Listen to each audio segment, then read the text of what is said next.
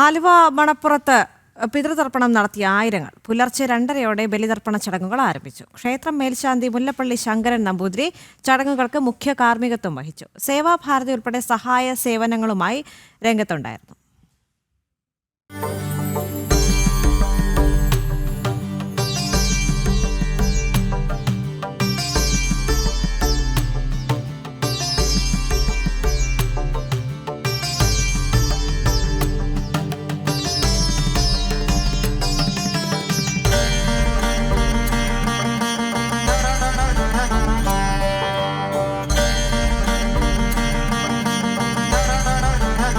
പിതൃമോക്ഷത്തിനായി ആയിരങ്ങളാണ് ആലുവ മണപ്പുറത്ത് ബലിതർപ്പണം നടത്തിയത്.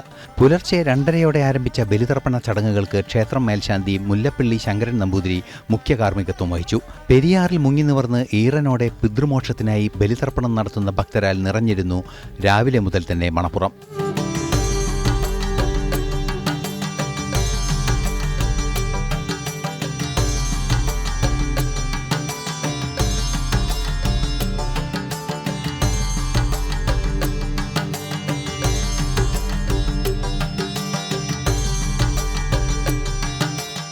അറുപത്തിയൊന്ന് ബലിത്തറകൾക്ക് മുന്നിലും നീണ്ട വരി കാണാമായിരുന്നു.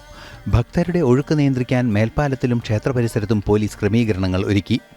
ശിവക്ഷേത്രത്തിൽ 100 കണക്കിന് പേർക്ക് ഒരേ സമയം തൊഴാനും ബാരിക്കേഡുകൾ വെച്ച് സൗകര്യമൊരുക്കിയിരുന്നു. ശാരീരിക അസ്വാസ്ഥ്യം അനുഭവപ്പെടുന്നവർക്ക് ചികിത്സ ലഭ്യമാക്കാൻ സേവാഭാരതി ഉൾപ്പെടെയുള്ള സന്നദ്ധ സംഘടനകളുടെയും സിവിൽ ഡിഫൻസ് ടീമിൻ്റെയും സാന്നിധ്യമുണ്ടായിരുന്നു.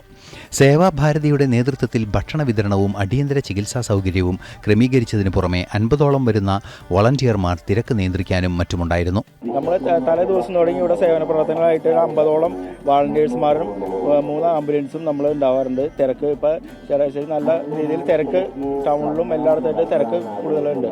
ഇന്ന് 50ഓളം വാളണ്ടിയേഴ്സ് ഉണ്ട്. അത് പല സ്ഥലങ്ങളായിട്ട് അവർ സേവന പ്രവർത്തനങ്ങൾക്കായിട്ട് വിന്യസിച്ചേക്കാണ്. ശ്രീരാമ ഭഗവാൻ പക്ഷിശ്രേഷ്ഠനായ ജടായുവിനെ അന്ത്യകർമ്മങ്ങൾ ചെയ്തത് മണപ്പുറത്താണെന്നും അതിനാൽ ഇവിടെ ബലിതർപ്പണം നടത്തുന്നത് പിതൃമോക്ഷ സവിശേഷമാകുമെന്നും ഐതിഹ്യം. ജനം, കൊച്ചി.